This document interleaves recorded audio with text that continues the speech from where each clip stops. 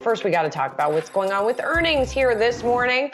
And we start with Chipotle. Chipotle coming out with numbers that beat estimates, really showing strong double-digit comparable sales growth, 15.2%. That's ahead of estimates. It's expanding its plans to open restaurants over the next decade or so. And like these other companies, it's raising prices. It raised prices by 4% in December.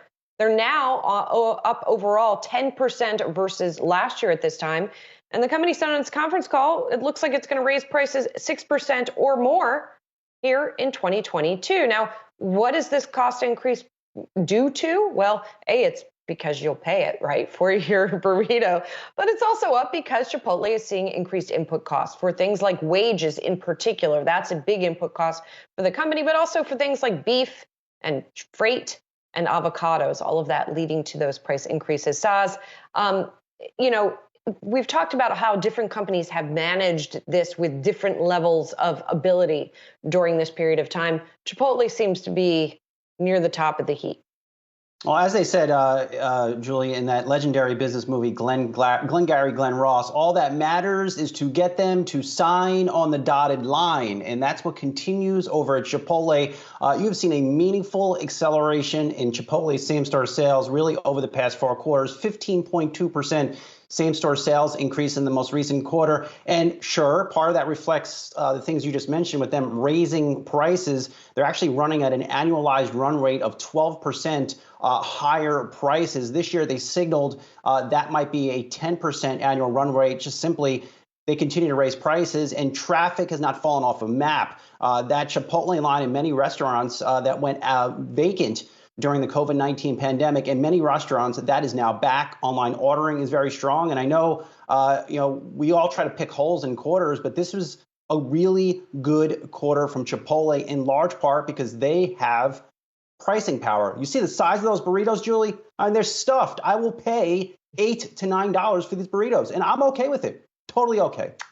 And obviously, you're not alone. I mean, if there was one somewhat weak spot here, it's the operating margin, which was a little bit lower than estimated at 20.2%, 20.7% was the estimate, but they talked on the call about getting that number back up as well. And when you talk about digital sales here, that has just been a blockbuster for them. And what's interesting to me is that you see a lot of pandemic plays, dare I say Peloton, where they saw a big surge and then a pullback, obviously.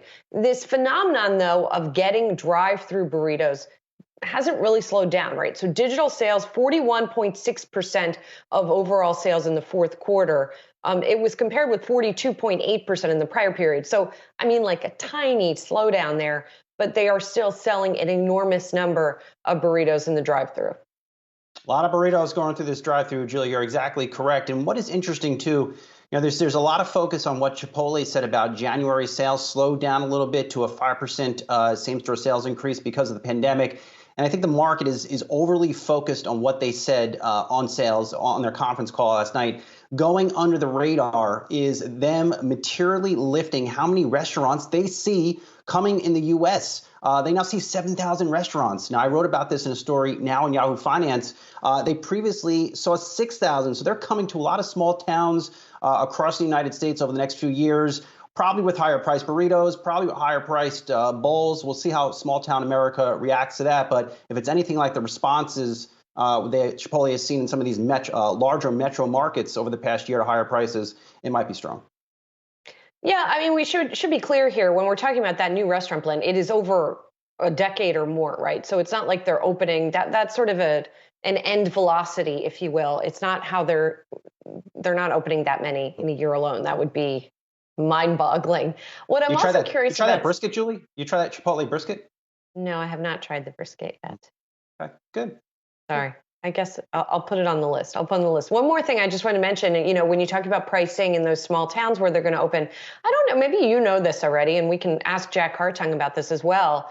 Do they have dynamic pricing? In other words, is their pricing different in different geographic areas?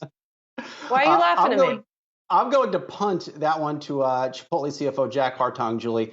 I get where you're coming from, but to think, maybe in my Long Island backyard, I pay $15 for a burrito and perhaps someone in a small town pays $5. I don't think Chipotle's there yet. I don't think the gap is that big. Certainly. I was just curious. I didn't know if that's like publicly available information already. I figured you would know if it was. All right, so we'll ask him about that.